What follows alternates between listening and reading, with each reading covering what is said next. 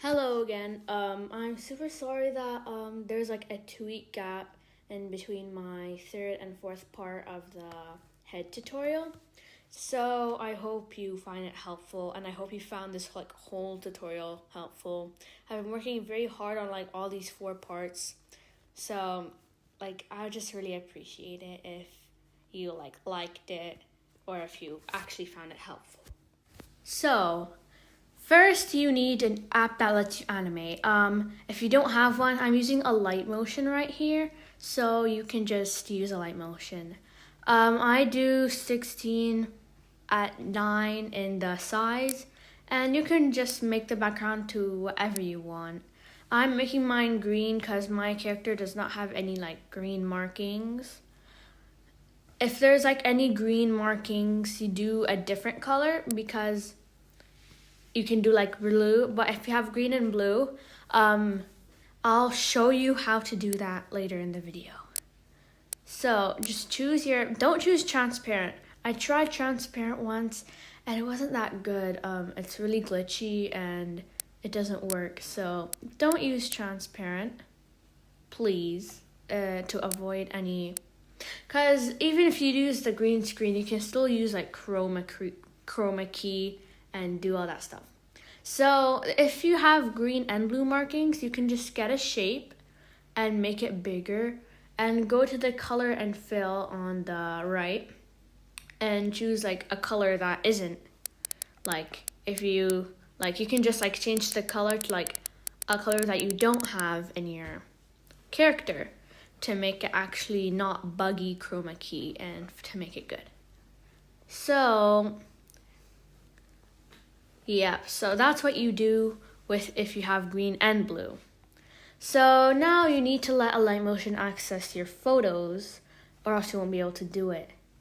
I'm just gonna add these.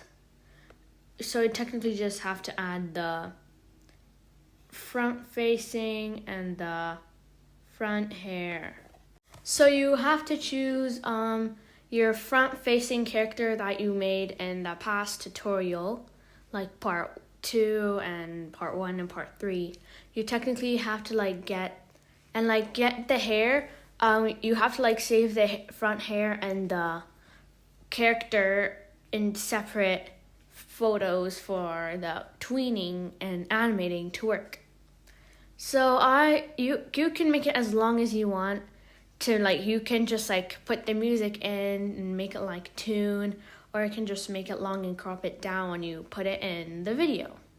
So since I'm not doing it, I don't think I need to worry about that, but I think if you're trying to make the XD meme, yeah, it's something that is pretty important.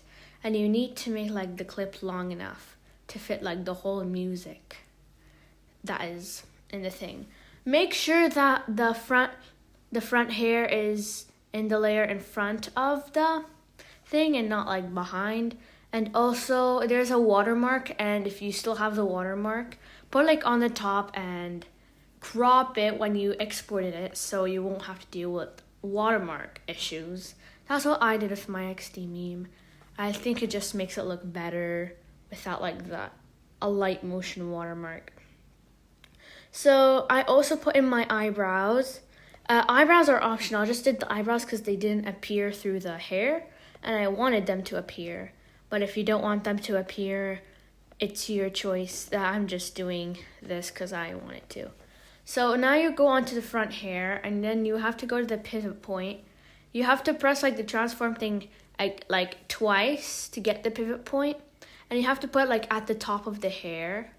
And now you go to the rotation, and you need to get different keyframes, because the keyframes will help you animate. So in the first keyframe, you don't do anything to it. But when you go into the second keyframe, you move it a bit so it looks like it's moving. And then you have to do the exact same thing with the other keyframes, and you also have to move them. As you see, I'm playing my clip to see how, what's happening, and that happened, the hair moved. So I'm trying to make the hair move, don't make it move too much. If you want to make it look realistic, you just don't make it move too much, or else it'll just like ruin the thing, because then it's gonna like have like a really fast moving hair, and I don't think that would like look that good. So now I'm exporting it. You just have to click the export button and you click on video, and then when it says no thanks, I like the watermark, just click that, or else it'll send you to the thing that you need to pay for. Then if you're not in the mood to like pay for anything, then yeah, click the I like the watermark on. And then you just need to export it, and here's the final result. So I hope you found this tutorial helpful, and this is the last part. I really hope you found like all the parts helpful. This was really fun to make, so I really hope you found it helpful, because I worked really hard on this series. So I hope you all have a nice day, and I hope this is very helpful for you guys.